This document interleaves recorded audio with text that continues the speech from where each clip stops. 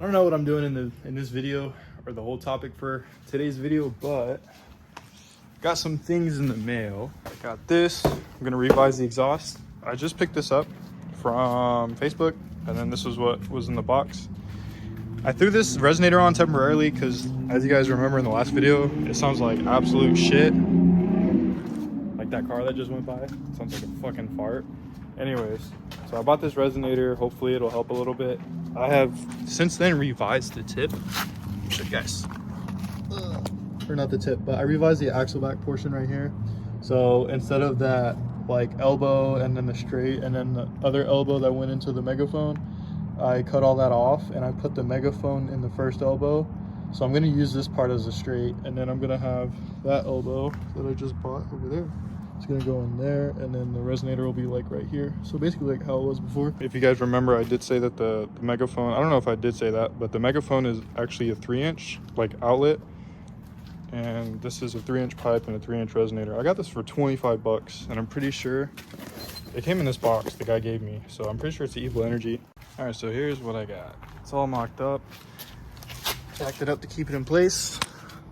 I loosened that clamp, twisted this up, threw in this bend here.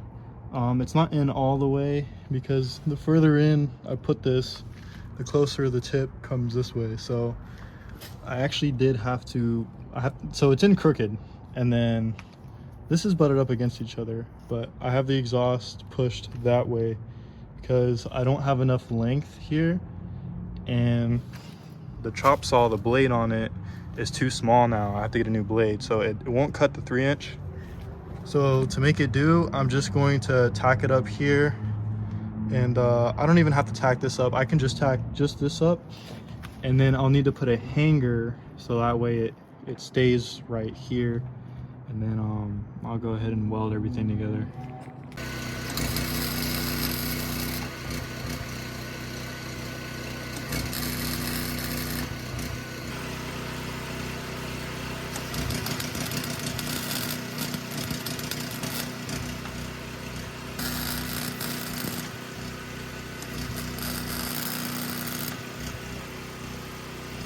Finished welding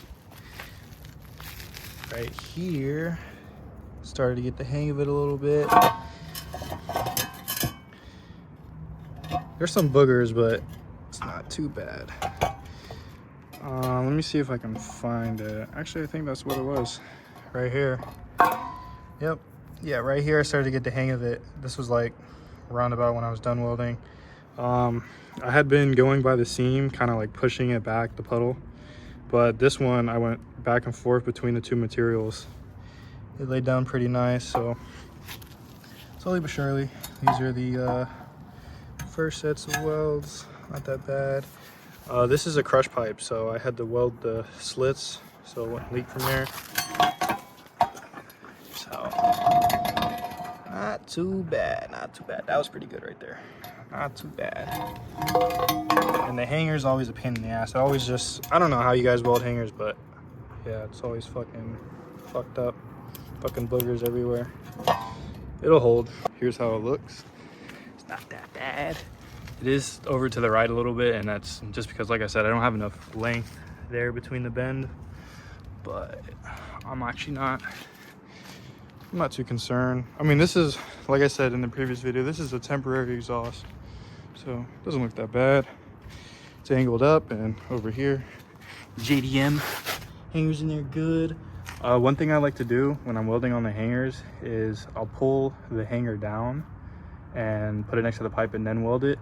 And that actually puts tension on the hanger so that when you actually put the exhaust on and it's welded, it'll already have that tension and it'll be right where you put it. So it's like basically right on this bracket here, but it's better than hanging down. I'm gonna start up, guys. Enough delay. It sounds good. That wind almost took my door out if I wasn't holding it. Oh, it's quiet, guys.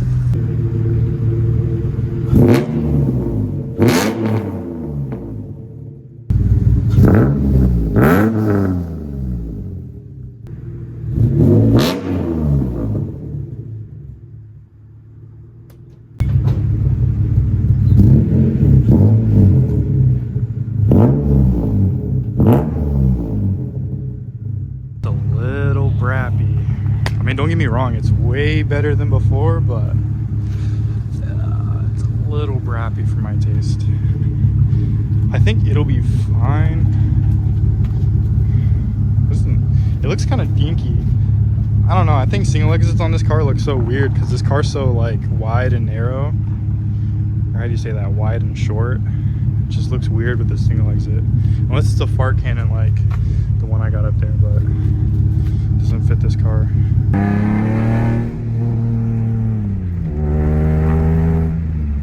Oh my god.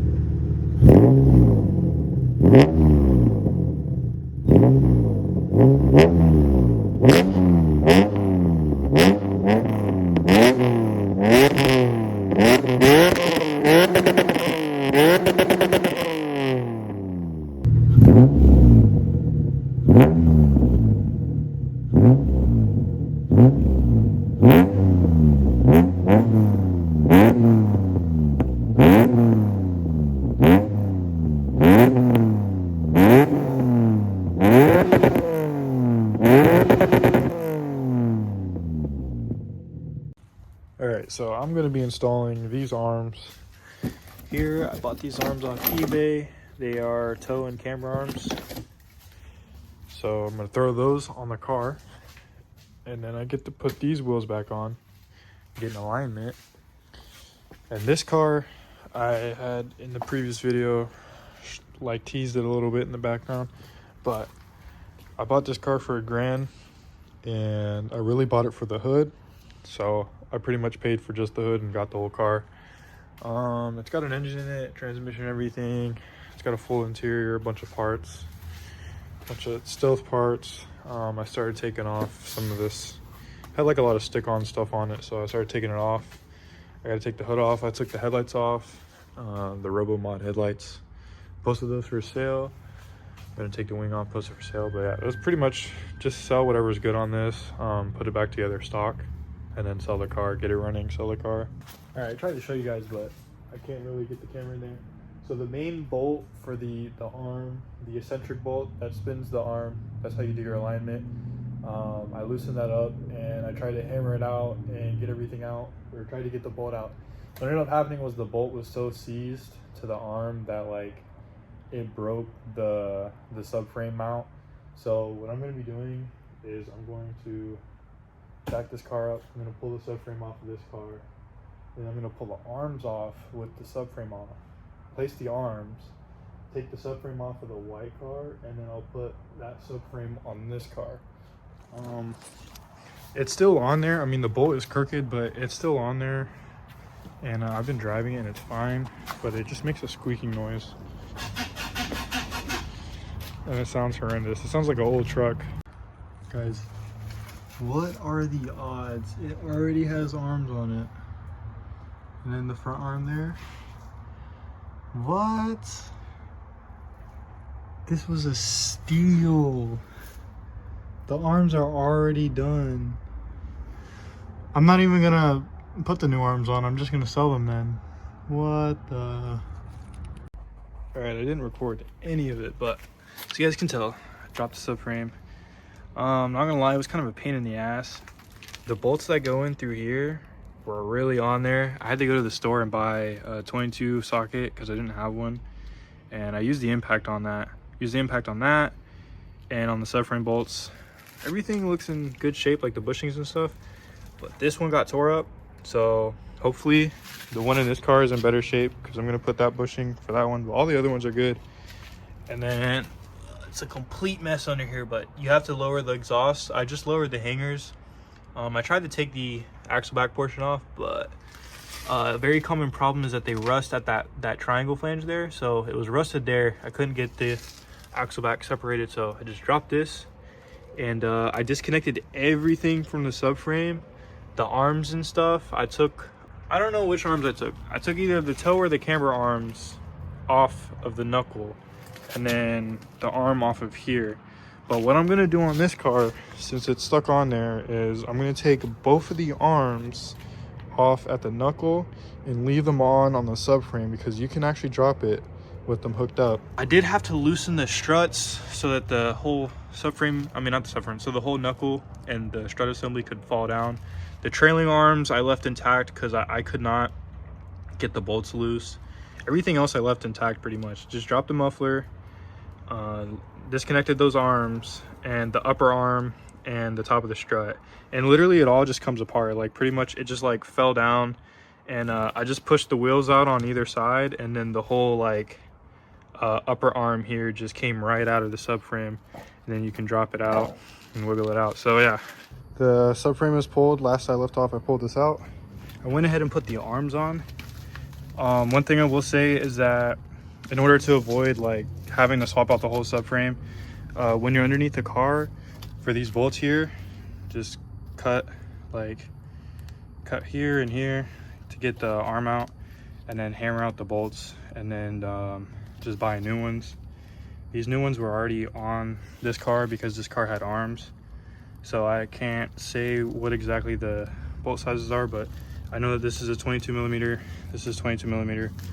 These are the nuts that have the little security, I don't even know what you call that. It's like a little piece of plastic that holds the nut on there. And then there's a pretty thick washer here, so I went ahead and put them on. There still is some adjustment here, so while I was tightening these down, I just pulled the arm out as much as I could and tightened it down, so that way they are pointed out, because as you lower the car, you're going to get toe in and camber in. So this is just setting the base adjustment so that it's out already, and then whatever adjustments left is in the actual arm itself. The car's jacked up. I'm just gonna pull the exhaust off, the sway bar, and I'm gonna start working on getting the ball joints out of the knuckle. Once I do that, it's pretty smooth sailing, especially with the exhaust being out of the way on this car. Couldn't take it off. I think I explained why the exhaust was all rusted, so I couldn't take it off. Just had to take it down. But yeah, it should be pretty simple. I have some friends coming. All right, so subframe is out. This is the subframe that I dropped from this car. The arms were a real pain in the ass because the arms they're just stuck here. So they were getting stuck in the knuckle and stuck on the arms and stuff. So this should be a real breeze because I can move the arms around on this one freely. I went ahead and swapped out this, not this one, but I took that bushing, just the top piece here, and I put it on this one because this one was better. I had to get a pickle fork ball joint separator. I got this from O'Reilly's real quick because on the knuckles they were pretty seized. It more or less came out pretty smooth. I had to go grab PB Blaster. So this is the bolt for the upper control arm in the rear here. The nut on the end of it was super seized up, and it took me a really long time to get that out. So you can see the threads are missing on it. So I'm gonna replace this bolt. I have the bolts here that came out of this car, and I'm gonna throw at least one of these on. I don't know where the other bolt went, but yeah, I'm gonna throw these on.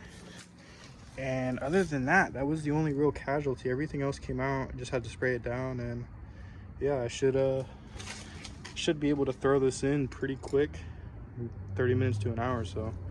Completely forgot to show you guys. This is how the actual mount looks. So as you guys can see, I actually used a ball joint press toolkit to push the bolt out, and it was so seized in there, it literally just pulled the metal away from the subframe, completely tore it. That is crazy. So subframe's in, arms are in. They kind of just go in like normal. I noticed that this side here, it doesn't want to go in anymore, and the toe is actually out. So I got to figure out a way to get that in, and there's no, it's just smooth. So you got to get like vice grips to adjust it. But other than that, the camber is all the way out right now. Get like a break, what's it called, bro? What? About to see. Dude, this glare fucking sucks, man. Yeah, go. Fuck it.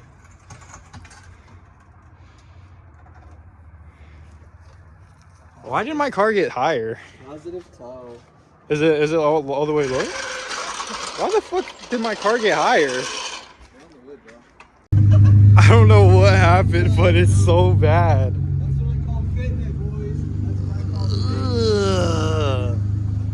Need to at least be tucking tire.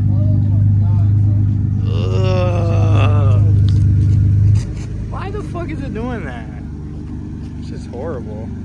All right, I don't know what happened in the last clip, but I was recording and the mic is just going in and out. I'm using my phone mic, so I'm not really sure what happened there. Pretty much I was explaining that after that, I went to go get the alignment, and the alignment actually fixed the ride height in the rear. So if you camber it in, I'm guessing it just changes the angle of the coilover, and when you put negative camber in, it lowers the car. And since it had positive camber after I did the arms, the car was raised up. I'm assuming that the coilover was like as straight as it could be, you know? I went ahead and did that, got the alignment done. One thing I will say is that when you adjust these arms, I was saying earlier in the video that I was going to use vice grips.